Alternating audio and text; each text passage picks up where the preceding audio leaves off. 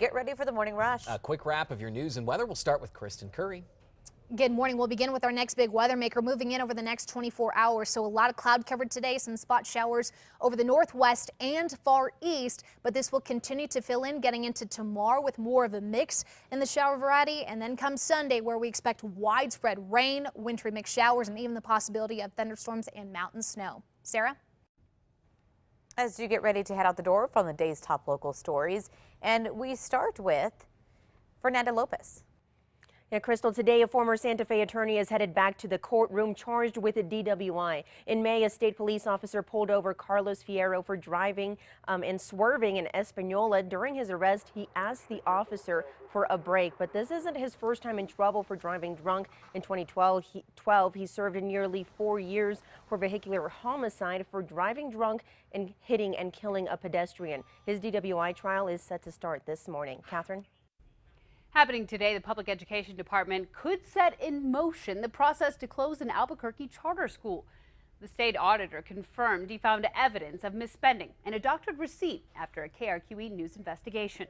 The state says Dr. Annalie Maestas, the school's director and former APS board member, changed a $340 home cleaning bill to indicate the services were for La Promesa. The headmaster is now seeking a delay on the revocation hearings the PED plans to vote on today. Parents we spoke to say they hope the school stays open. Adam? New this morning, the FBI and the Justice Department are under internal investigation for how they handled Hillary Clinton's email controversy. The investigation will look into allegations that, quote, policies and procedures were not followed. Last summer, Director James Comey cleared Clinton of any wrongdoing, but then reopened the investigation just 12 days before Election Day. Comey says he welcomes the investigation. On to news happening today. The Justice Department plans to release a major report about the Chicago Police Department after a year-long civil rights investigation. Officials say it's likely to find a pattern and practice of violations over many years. The investigation into the 12,000 office force is one of the nation's largest such probes. Some 800 migrants are back on land this morning after Italy's Coast Guard rescued them from flimsy rubber boats in the Mediterranean. The video here shows a number of them falling into the cold water while trying to jump on a rescue vessel, and a Coast Guard officer diving in to help them climb to safety. Last year, nearly 200,000 boat migrants, mostly from Africa, reached Italy. By the end of the month, we could find out if former APD officers Keith Sandy and Dominique Perez will be tried again for killing a homeless camper. New Bernalillo County DA Raul Torres officially took over. He has a team of outside prosecutors reviewing this case. He's now waiting for a report in the next couple of weeks to decide if they will be tried again. 3 accused gun shop robbers are still on the run this morning, but one man locked up after being turned in by his own mom. Late last month, 4 men were seen on surveillance video breaking into Warrior's Edge Armory in Butch's gun shop. 19 guns were reportedly stolen. One of those men was allegedly 19-year-old Paul Martinez. His mother heard about the incident, and when police showed her the video, they say she identified him. Kristen? Today's Metro Threat Index down to a 2. That is only because we have cold temperatures out there now. Highs in the 50s, a little bit of cloud cover, but that's not going to hurt us. Expect the index to climb, though, both Saturday and Sunday as we have widespread showers, thunderstorms, and even the possibility of some light metro snow moving in by the end of the weekend. Now we'll send things up to Sarah. Looking to get fit and healthy for the new year? Trainers say start out slowly. Start hopping on the treadmill or the elliptical or the bike for 15 minutes, eventually working your way up to 30 minutes. Trainers also suggest shooting for 3 days a week so you don't burn out too quickly. Start adding body weight movements, weights, and most importantly, switch it up. For a list of workouts that can burn the most calories, go to KRQE.com. Crystal? Take it from here. Thanks, Sarah. New this morning, a lawsuit is underway from the Attorney General's office against Espanola Public Schools. The district's finances were recently taken over by the state, and the lawsuit seeks to force the district to comply with an open records request for emails. The department also warned the district to fix other problems, including the high-profile rehiring of basketball coach Richard Martinez, who was accused of verbally abusing players. Later this month, a new sportsplex on Albuquerque's west side will be a step closer to becoming a reality. The complex, which will have 5 artificial turfs, will be built next to the new APS football stadium. The $18 million facility will have lighting to accommodate both baseball and softball. Groundbreaking is expected by the end of the month.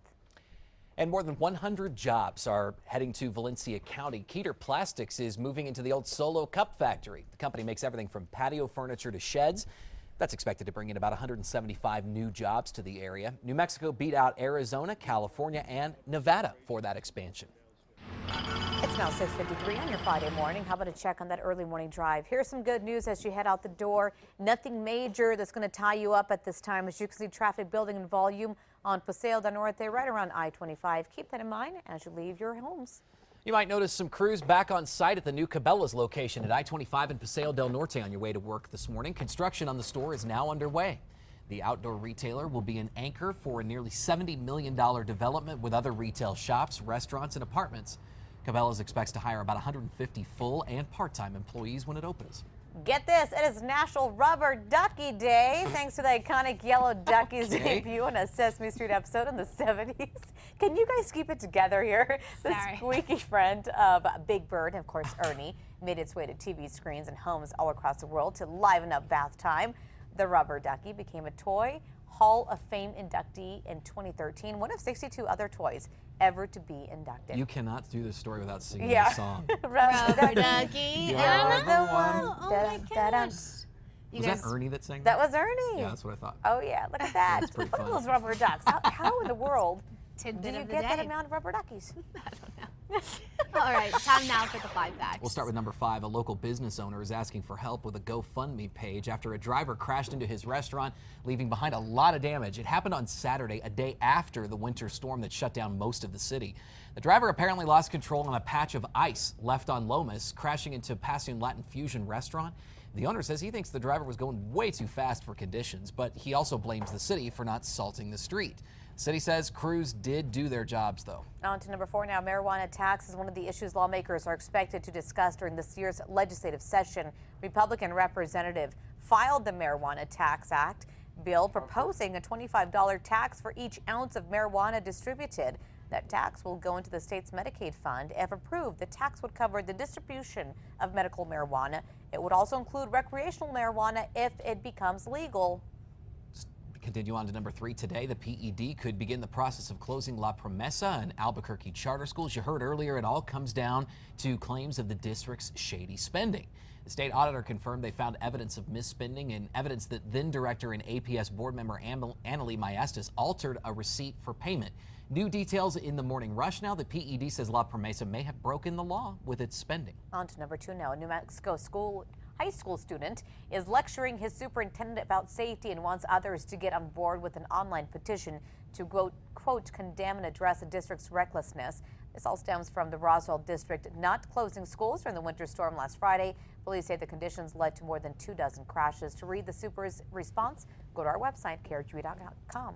At number 1, a lot of cloud cover today with spot showers over the northwest and far eastern plains tomorrow. These could be strong to severe storms over the southeast. Albuquerque increasing showers through the day tomorrow, continuing into Sunday, converting to snow Sunday night into Monday.